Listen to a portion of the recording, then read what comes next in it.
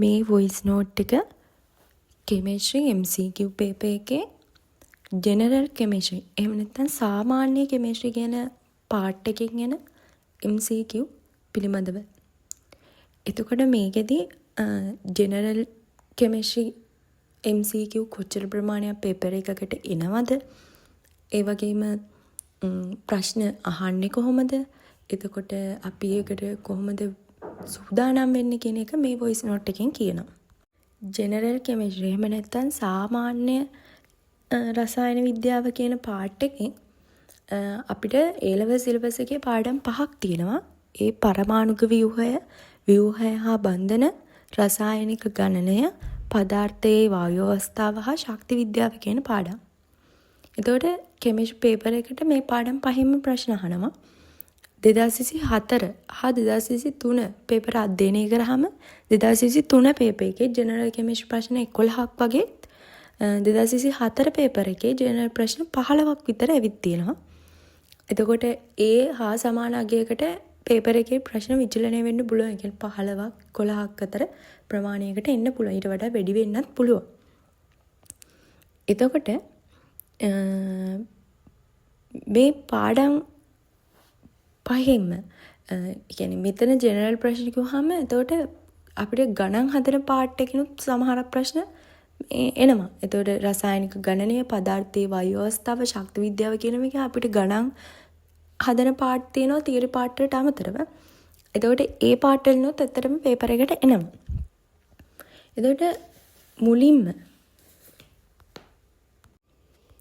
එතකොට මුලින්ම අපි බැලුවොත් කොහොමද පේපර් එකේ ප්‍රශ්න මොන වගේ ප්‍රශ්නද එන්න පුළුවන් කියලා බැලුවොත් මුලින්ම පරමාණුක ව්‍යුහය කියන පාඩම ගත්තාම අපිට ඒකේ මුලින්ම ඉගෙන ගන්න තියෙනවා කැතෝඩ කිරණ, ඊට පස්සේ ප්‍රෝටෝන, නියුට්‍රෝන වගේ ඒවා, අයනීක මේ විකිරණ වර්ග, ඊට පස්සේ පරමාණුක ආකෘති, මේවා හොයාගත්තේ කවුද, මේවට නම් දුන්නේ කවුද, ඒ වගේ දේවල් අහන්න පුළුවන්. ඊට පස්සේ බෝරවාදය තියෙනවා, ඊළඟට විද්‍යුත් චුම්බක තරංග තියෙනවා, ඊට පස්සේ ශක්තිය අසන්තතික බව තියෙනවා, පරමාණුක ආකෘති තියෙනවා, ඊළඟට ෂ්‍රොඩින්ගේ තරංග සමීකරණය තියෙනවා, ඒ වගේ ඩි බ්‍රොග්ලි තරංගායාම සමීකරණය ගැන තියෙනවා. ඊට පස්සේ ඒ වගේ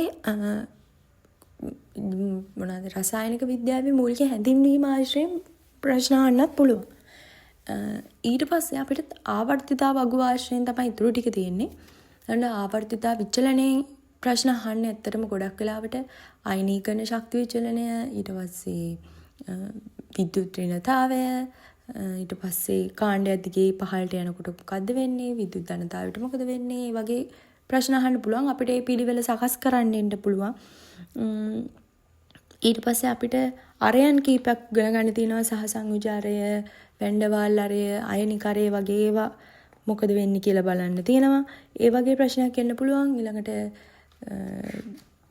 ඉලෙක්ට්‍රෝන බන්ධුතාවයෙන් ප්‍රශ්නයක් අහන්න පුළුවන්. එහෙම ඒ පාඩමේ තියෙන එතන තියෙන ඕනම දෙයකින් එන්න පුළුවන්.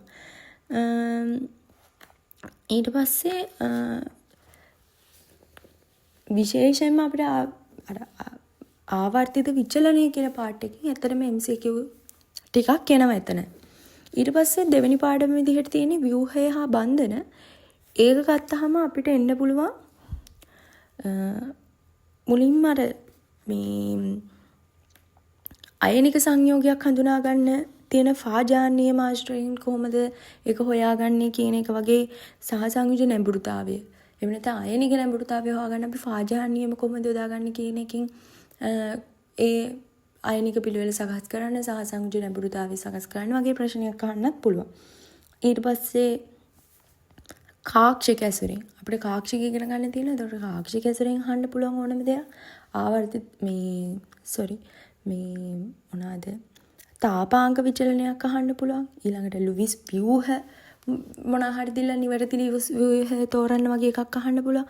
අන්තර්ක්‍රියා අහන්න පුළුවන්. අපිට තියෙනවා ප්‍රාථමික සහ ද්විතීක කියන අන්තර්ක්‍රියා. එතකොට ඒවෙන් අහන්න පුළුවන්. ඊට පස්සේ අණු වල හැඩ, ඊට පස්සේ ඉලෙක්ට්‍රෝන යුගල් ජ්‍යාමිතිය, මුහුම්කරණය, මේ ඕනෑම දෙයක් ඇසුරින් දෙවෙනි පාඩම ආශ්‍රයෙන් ඕන ප්‍රශ්නයක් අහන්න පුළුවන්. ඊට පස්සේ අපිට තියෙන්නේ තුන්වෙනි පාඩම රසායනික ගණනය. මේකෙත් ගණන් ලොකු පාර්ට් එකක් තියෙනවා. ඇත්තටම මූලික කන්සෙප්ට් ටික උගන්වන්නේ මේ අපිට මෙතන මේ රසායනික ගණනය කියන පාර්ට් එකෙන්. ඒකෙන් තමයි අපිට ෆිසිකල් පාර්ට් එකට ඕනි කරන කැල්කියුලේෂන් පාර්ට් එක හදාගන්න පුළුවන් වෙන්නේ. එතකොට ඒ රසායනික ගණනය කියන කොටසෙන් අපිට ඔක්සිකරණාංකාශ්‍රයෙන් ඕනෑම දෙයක් අහන්න පුළුවන්. ඒ වගේම විශේෂයෙන්ම රෙඩොක්ස් ප්‍රතික්‍රියා අහනවා. ඔක රෙඩොක්ස් ප්‍රතික්‍රියා තුලිත කරන්න එනවා. ඊට පස්සේ මෞලිකතාවය හොයන වගේ ගණන් ඉන්න පුළුවන්. ඊට පස්සේ මේ IUPAC නාමකරණයක් තියෙනවා. මෙතනත් සංයෝග නාමකරණයක් තියෙනවා. ඒ කියන්නේ ඇනයන නම් කරන්න, කැටයන් නම් කරන්න වගේ විවිධ නම් තියෙනවා. එතන ඒ පාර්ට් එක පොඩ්ඩක් බලා ගන්න තියෙනවා. ඊට පස්සේ සමීකරණ සුළු කරන්න ඉනවා. ඊට පස්සේ මේකේ විශේෂ පාඩයක් විදිහට හයිඩ්‍රෝකාබන දහනය වගේ කොටසක් තියෙනවා. ඒකෙන් එන්නත් පුළුවන්. ඊට පස්සේ සරල න්‍යෂ්ටික ප්‍රතික්‍රියා තුලිත කරන්න ඔය පාඩමේම උගන්වන්න දෙනවා. ඉතින් ඒකෙන් එන්නත් පුළුවන්. ඒ විදිහට එහෙම කොටස් කීපයකින් රසායනික ගණනයෙන් එන්නත් පුළුවන්. ඊළඟට පදාර්ථයේ වායු අවස්ථාව කියන පාඩම ගත්තොත් අපිට මූලික විදිහටම තියෙන චාලක අණුකවාදය. ඇත්තට මේකේ උපකල්පන ආශ්‍රයෙන් තීරි ප්‍රශ්න අහන්නත් පුළුවන්. ඊට පස්සේ PV සමාන NRT කියන්නේ පරිපූර්ණ වායු සමීකරණය ඇසුරින් ගණන් හදන්න එන්න පුළුවන්. ඒ වගේම මොනවා හරි තීරි ප්‍රශ්න අහන්නත් පුළුවන්. ඊට පස්සේ සංයුක්ත වායු සමීකරණය ඇසුරින් අහන්න පුළුවන්. බොයිල් නියමය, චාල්ස් නියමය මේ ඕන එකක් එන්න පුළුවන්. ඊට පස්සේ වැන්ඩර්වාල් මේ සමීකරණයෙන් එන්නත් පුළුවන්. ඊට පස්සේ ඩෝල්ටන්ගේ ආංශික පීඩන නියමය තියෙනවා. ඊට පස්සේ මැක්ස්වෙල් බෝල්ට්ස්මාන් වේග ව්‍යාප්තිය තියෙනවා. ඒ ඇසුරින් ඕන දෙයක් අහන්න පුළුවන්. මේක ගොඩක් වෙලාවට තීරි ප්‍රශ්නත් අහනවා. ඊට අමතරව සංකීර්ණ වායු ගණනය කිරීම එන්නත් පුළුවන්. සරල වායු ගණනය කිරීම එන්නත් පුළුවන්. සමහරක් වෙලාවට PV සමාන NRT දාන්න විතරක් තියෙන්නත් පුළුවන්. එතකොට ඒ වගේ ඔය ඇසුරින් ඕනම ගණනයක් එන්න පුළුවන්. ඊට පස්සේ ශක්ති විද්‍යාව කියන පාඩම ගත්තාම ඒකේ අපිට තියෙනවා අර පරිසරයේ පද්ධති තුනක් තියෙනවානේ. සම්ප්‍රෘත පද්ධති, විවෘත පද්ධති, ඒකලිත පද්ධති කියන ඒ ඇසුරින් ඕනම MCQ එකක් එන්න පුළුවන්. ඊට පස්සේ ඝටනා ගුණ, විත්ති ගුණ ඔය ඔක්කොම එකතු කරලා ඒ කියන්නේ සංකලනයක් විදිහට සියල්ල එකම සංකලනයක් විදිහට තියරි MCQ එකක් එන්නත් පුළුවන්. ඊට පස්සේ තාපදායක, තාප අවශෝෂක ප්‍රතික්‍රියා හඳුනා ගන්න වගේ දේවල් එන්නත් පුළුවන්. ඊට පස්සේ අපිට රසායනික චක්‍ර භාවිතා කරලා ගණනය කිරීම එන්න පුළුවන්. ගොඩක් වෙලාවට ශක්ති විද්‍යාව පැත්තෙන් පොඩි ගණනය කිරීම එනවා. ඊට පස්සේ අපිට මේ සමීකරණ සමාන කරන්න එන්න පුළුවන්. දලිත් ශක්තිය හොයන වගේ ඒවා එන්න පුළුවන්. ඊළඟට උදාසීනීකරණය අනුව කොහොමද විචලනය වෙන්නේ? වැඩිම උදාසීනීකරණයක් පිට වෙන්නේ මොකෙන්ද? ඒ වගේ වෙන්න පුළුවන්. ඊට පස්සේ එන්ට්‍රොපිය හොයන්න සහ ගිබ්ස් ශක්තිය හොයන්න වගේ දේවලුත් මේක ASEම එනවා. එතකොට ඒ වගේම එන්ට්‍රොපිය හොයන්නේ කොහොමද? ගිබ්ස් ශක්තිය හොයන්නේ කොහොමද? ඊට පස්සේ තියරි ප්‍රශ්න එන්න පුළුවන් ඒ ඇසුරින්. ඔය කොටස් තුන කියන්නේ එන්ට්‍රොපිය, එන්තැල්පිය, ඊට පස්සේ මේ ගිබ්ස් ශක්තිය ඇසුරින් මොන හරි සිද්ධාන්තික ප්‍රශ්න MCQ අහන්නත් පුළුවන්. ඒතර ඔය ඕනම විදිහකට අහන්න පුළුවන්. මම මේ පොඩියට කැටගරි කරලා තියෙන කැටගරි කියන්නේ මේ මොන වගේ කරුණු වලින් එන්න පුළුවන්ද කියන එක මේ සරලව කියන්නේ. ඒකට මුළු අපිට ගන්නන සේරම පාඩමෙම අනිවාර්යෙන් කොහෙන් MCQ එක හයිද කියන්න දන්නේ නැහැ. සාමාන්‍යයෙන් එන MCQ තමයි මම මේ කිව්වේ. කියන්නේ ඇවිල්ලා තියෙන ඒවා ගොඩක් වෙලාවට ඇවිල්ලා තියෙන ඒවා තමයි මේ කියන්නේ. ඊට පස්සේ අපි බලුවොත් කොහොමද ජෙනරල් මේ කියන්නේ සාමාන්‍ය කෙමිස්ට්‍රි එහෙම නැත්නම් ජෙනරල් කෙමිස්ට්‍රි කියන එකෙන් එන MCQ ටික අපි කොහොමද ගොඩ දාගන්නේ කියලා කල්පනා කරොත් ඒකට අපි වැඩ කරන්නේ කොහොමද කියලා හිතුවොත් මුලින්ම පරමාණුක ව්‍යුහය කියන්නේ ඇත්තටම පොඩි පාඩයක්. ඒක A level එකට මුල් දවසේ ඉඳන් උගන්වන්නේ පාඩමක් ඉතින්. එතකොට ඒක තියෙන තියරි පොයින්ට් ටික ඇත්තටම පාඩම් කරගන්න තියෙන්නේ ගොඩක් වෙලාවට. මහා මාරු දෙයක් නෑ. ඉතින් පරමාණුක ආකෘති කාගේද, බෝර්වාදයේ කරුණු මොනවද, ඔය වගේ චුටි දේවල් තියෙනවා. ඊට පස්සේ ආවර්තිතා විචලනයේට ඔයාලට පුළුවන් ඔයාලටම තියෙන කන්සෙප්ට් එක මොනවා හරි කාණ්ඩ දිගේ පහළට යනකොට මොනවාද වැඩි වෙන්නේ, මොනවාද අඩු වෙන්නේ කියන එක chart එකකට ගන්න. ඒ කියන්නේ විද්‍යුත් ඍණතාවය අඩු වෙනවා, විද්‍යුත් ධනතාවය වැඩි වෙනවා. ඊට පස්සේ අයනීකරණ ශක්තිය අඩු වෙනවා. ඒ වගේ කැමති විදිහකට අපිට ගන්න පුළුවන්.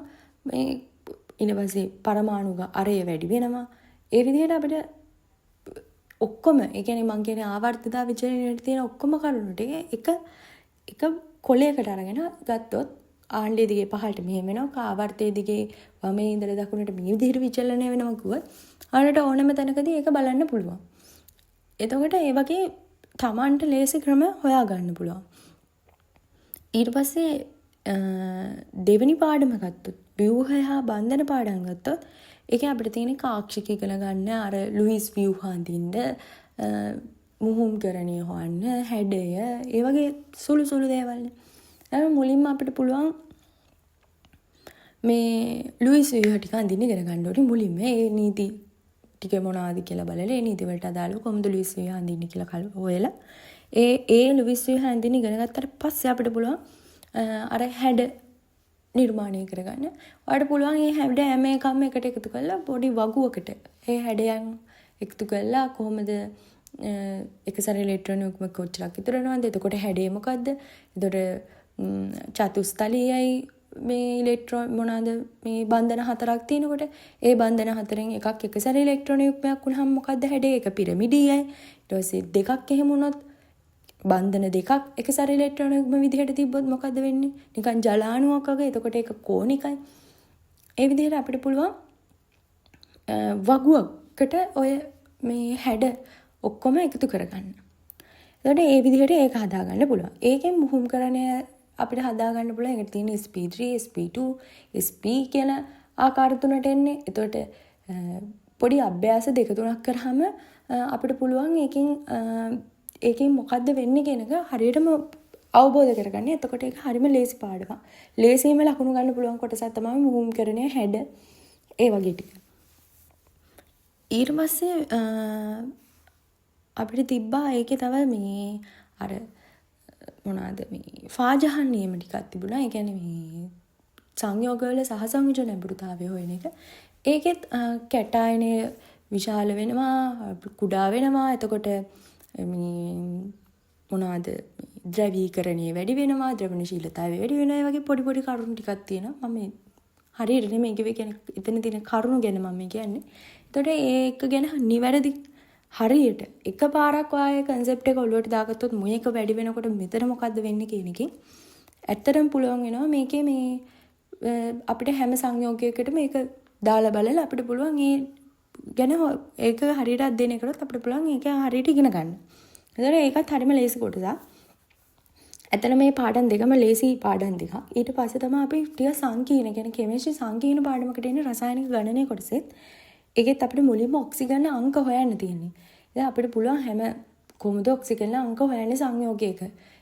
X කියලා අපි දන්නේ නැති සංයෝගයේ X කියලා දාලා අපිට පුළුවන් ඒකේ ඔක්සිජන් අංකය හොයාගන්න. ඊට පස්සේ අපිට රෙඩොක්ස් ප්‍රතික්‍රියා තුලිත කිරීම තියෙනවා එතනම.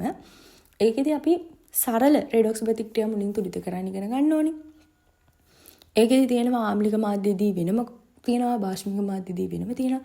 දැන් උදාහරණයක් විදිහට ආම්ලික මාධ්‍යයේදී MnO4- Mn ධන 2 බවට තමයි ඔක්සිහරණය වෙන්නේ.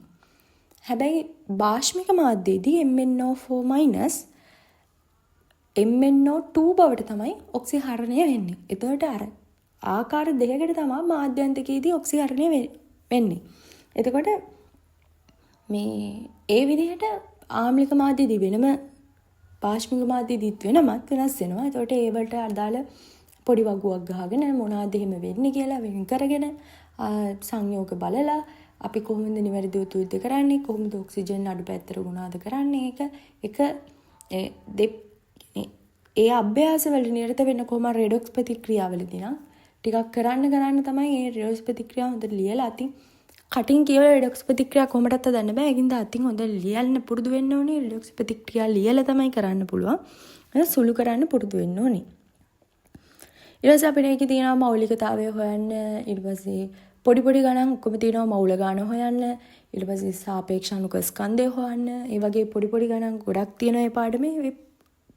පොඩිම ගානින් ඉඳන් මම කියන්නේ ඉගෙන ගන්න කෙනෙක්ට, ඒ කියන්නේ මුලින් ඉඳන් පාඩමක් ගොඩ දාගන්න කෙනෙක්ට මුලින් ඉඳන් මේ ගණන් හදාගෙන යන්න. එතකොට මුලින්ම ගිහින් මෞලිකතාවය හොයන ගණනක් හදන්න බෑනේ. මුලින්ම ගිහින් සාපේක්ෂ අණුක ස්කන්ධය හොයන. ඊට පස්සේ මූල ගාන හොයන ගානකින් පටන් ගන්න. ක්‍රමයෙන් ඒ ගණන් ලොකු ගණන් දක්වා අපිට ඊට පස්සේ පරිවර්තනය කරගන්න පුළුවන්. මේ හැම අවස්ථාවකදීම මම අර කිව්වා වගේ පාස් පේපර්ස් කරන්න ඕනේ. මේ හැම පාඩමකටම ඒ කියන්නේ පළවෙනි පාඩමේ මම කියපේවටත් දෙවෙනි පාඩමේ කියපේවටත් පාස් පේපර් කරන්න ඕනේ. ඒකදී අපිට පුළුවන් කැටගරි කරලා අපිටත් පුළුවන් පාස් පේපර් වලින් කැටගරි කරගන්න. අපි කරන්නේ කරපු පාඩම මොනවද කියලා දැක්කම අපිට ප්‍රශ්න දැක්කම දැනගන්න ඕනේ. මම මේක දන්නවා කියන එක. එහෙම අපිට කැටගරි කරගන්නත් පුළුවන්. එහෙම නැත්නම් කැටගරි කරපු පාස් පේපර්ස් තියෙනවා. ඒකට ඒ වගේ පාස් පේපර්ස් අරගෙන කරන්න. එතකොට Tamanට අදාළ පාර්ට් එක පුළුවන් වෙනකන් ඒක කරන්න තියෙන්නේ. එතකොට ඒ කොටස ඔයාලට ආපහු අමතක වෙන්නේ නැහැ. පොඩි අමතක වීමක් වුණත් ඔයාලට ආපහු නැවත බැලීමකදී ඒක ආපහු ඔයාලට මතක් වෙනවා. මොකද ඔයා කලින් ඒක හොඳට ට්‍රේනින් කරලා ඔයා හොඳට ඒ පාඩම ફોකස් කරලා වැඩ කරපු කෙනෙක්. එතකොට ඔයාලට ඒ පාඩමේ පොඩි කොටසක් වැඩුණා මොකද්ද වැඩුණේ කියන එක හොයාගන්න පුළුවන්.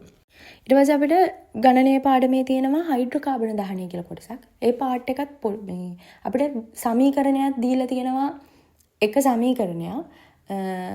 ඒ කියන්නේ ස්ටොයිකියෝමෙට්‍රික අංක වෙනුවට අපිට x y අසරෙන් සමීකරණයක් දීලා තියෙනවා. ඒ සමීකරණය මතක තියාගන්න. ඒක ඕනම ගානකට ආදේශ කරාම අපිට ඒකට උත්තර ඉක්මනට ගන්න පුළුවන්. ඒකට ඔයාලට කොහේ හරි සමීකරණය මතක තියෙන විදිහට කොහේ හරි බිත්තියල් ලියලා තියාගන්න. එච්චරයි වෙන්න ඕනේ. ඊළඟට සරල න්‍යෂ්ටික ප්‍රතික්‍රියා ත්වරිත කිරීමක් තියෙනවා. ඒක සාමාන්‍ය විකිරණ පිට වෙනකොට අර වෙන මේ සංසිද්ධිය තමයි. කියන්නේ අස්ථායි න්‍යෂ්ටි ස්ථායි බවට පත් වෙනකොට විකිරණ පිට වෙනවා. ඒවා ඇල්ෆා බීටා ගැමා වෙන්න පුළුවන්. ඒතකොට ඒ ඇසුරින් සමීකරණ ත්වරිත කිරීමක් විතරයි තියෙන්නේ. ඊට පස්සේ අපිට තියෙන්නේ පදාර්ථයේ වායු අවස්ථාව කියන පාඩම. මේක ඇත්තටම අපිට චාලක අණුකවාදී තියෙනවා. ඊට පස්සේ බෝයිල් චාල්ස් නියම තියෙනවා. පිවිසමන එන්ආර්ටි වගේ සමීකරණ දාන්න තියෙනවා. ඒ චාලක අණුකවාදී උපකල්පන කීපයක් තියෙනවා. ඒවා මතක තියාගන්න තියෙනවා. ඊට පස්සේ තාත්වික වායුවේ මේ පරිපූර්ණ වායු වලින් වෙනස් වෙන්නේ. ඒවට හේතු තියෙනවා. එතකොට තාත්වික වායු ද්‍රවීකරණය කරන්න පුළුවන්, පරිපූර්ණ වායු ද්‍රවීකරණය වෙන්නේ. ඒ වගේ කරුණු තියෙනවා. ඊට පස්සේ අවදි උෂ්ණත්වය කියලා පාර්ට් එකක් තියෙනවා ඔතන. ඊට පස්සේ අපිට පුළුවන් මොනවද වැන්ඩවාල් නියමය තියෙනවා. ඊට පස්සේ ඔය සංයුක්ත වායු සමීකරණයක් තියෙනවා. ඊට පස්සේ අපිට ඩෝල්ටන්ගේ ආංශික පීඩන නියම තියෙනවා. මේ හැම එකම ගණන් තියෙනවා. ඒතකොට ඔයා උගෙන ගන්න පොඩි පාර්ට් එකේ ඉඳන්ම ගණන් හදාගෙන යන්න ඕනේ. ඔය පොඩි ගණන් මුලින් තියෙනවා. ඒ ගණන් වලින් මුලින්ම පටන් ගන්න වායු පාඩමේ. වායු පාඩමේ ඉතා සංකීර්ණ ගණන් තියෙනවා. එසේ වලට යද්දී ඊට කලින් අර පුඩා ප්‍රශ්න, ඒ කියන්නේ පොඩි කරුණු වලින් අහලා තියෙන ප්‍රශ්න වලින් මුලින් ගණන් හදන්න පුරුදු වෙන්න ඕනේ. ඊට පස්සේ තියෙනවා අපිට මොනවාද මැක්ස්වෙල් බෝල්ට්ස්මාන් වේග ව්‍යාප්තිය තියෙනවා. ඊට පස්සේ චාලක ශක්ති හොයන්න තියෙනවා. ඊට පස්සේ සමීකරණ ව්‍යුත්පන්න කියලා කොටසක් තියෙනවා. ඔය සමීකරණ ව්‍යුත්පන්න කොටස නම් ගොඩක් වෙලාවට අහන්නේ එසේ ප්‍රශ්නයකට නිසා ඒ ව්‍යුත්පන්න ඇසුරෙන් අපි වෙනත් සමීකරණ ගන්නවා. ඒ හින්දා අපි ඇත්තටම ව්‍යුත්පන්නත් මතක තියාගන්න ඕනේ. මොකද අපි වෙනත් සමීකරණ ගන්නින්ද ඒ වෙනත් සමීකරණ අපිට එකපාරට ආදේශ කරන්න පුළුවන් නම් හොඳයි MCQ පේපර් එකකට. මොකද අපිට වෙලාව ඉතුරු වෙනවා. මොකද අපි මෙතනදී ගණන් හදන පාර්ට් ටිකක් තමයි මේකේ සහ ෆිසිකල් පාර්ට් එකේ ගොඩක් තියෙන. ෆිසිකල් පාර්ට් එකේ න ගණන්මයි ගොඩක්. ජෙනරල් පාර්ට් එකෙත් සාමාන්‍යයෙන් ගණන් ගොඩක් හම්බ වෙනවා. එහෙනම් අපිට ලේසි අර වගේ සමීකරණ ව්‍යුත්පන්න වලින් හම්බෙන සමීකරණ මතක තියාගත්තොත් ආදේශ කරන්න මේ එතකොට ඒ වගේ ඒවා තොර වෙන්න ඕනේ.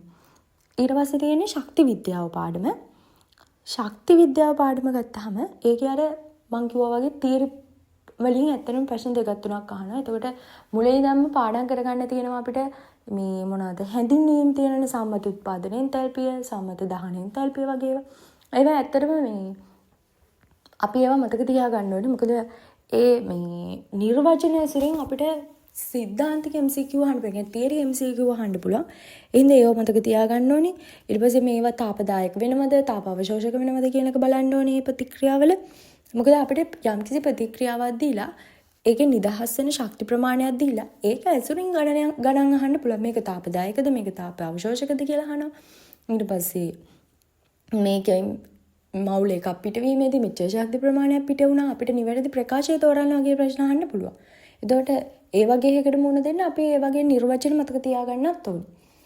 මේක තාපදායකද තාපාවශෝෂකද කියන එක මතක තියාගන්නත් ඕනේ. ඊට පස්සේ අපිට අහනවා අනිවාර්යෙන් රසායනික චක්‍ර වගේ ඇසුරෙන් කොහොමද මේ ගමීක කරාම මෙතන පිට වෙන ශක්ති ප්‍රමාණය කොහොමද?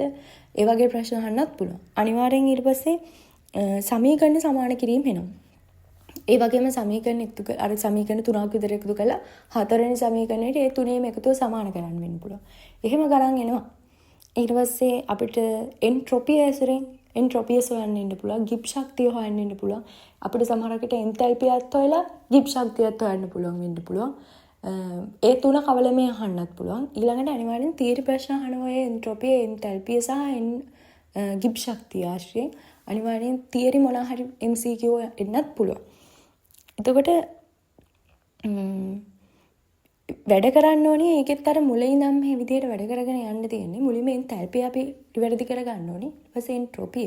ඒ දෙකම එකතු කරලා තමයි ගිබ් ශක්තිය කියන පාර්ට් එක වැඩ කරන්න ඕනේ. මේවටත් මම අර කියන්නේ අපිට කැටගරි කරපු MCQ කරන එක තමයි කරන්න තියෙන්නේ. මොකද ඒකෙන් තමයි අපිට මේ පාර්ට් එකෙන් පාර්ට් එකට අපිට මේ ක්ලියර් කරගන්න පුළුවන්. අපි එක පාර්ට් එකක් ක්ලියර් කරගත්තට පස්සේ තමයි අපි ඊළඟ පාර්ට් එකට යන්න ඕනේ අනිවාර්යයෙන්ම. ඒකට තමයි ඔයාට අර පාර්ට් එක ගැන හොඳ කොන්ෆිඩන්ට් එකක් තියෙනවා.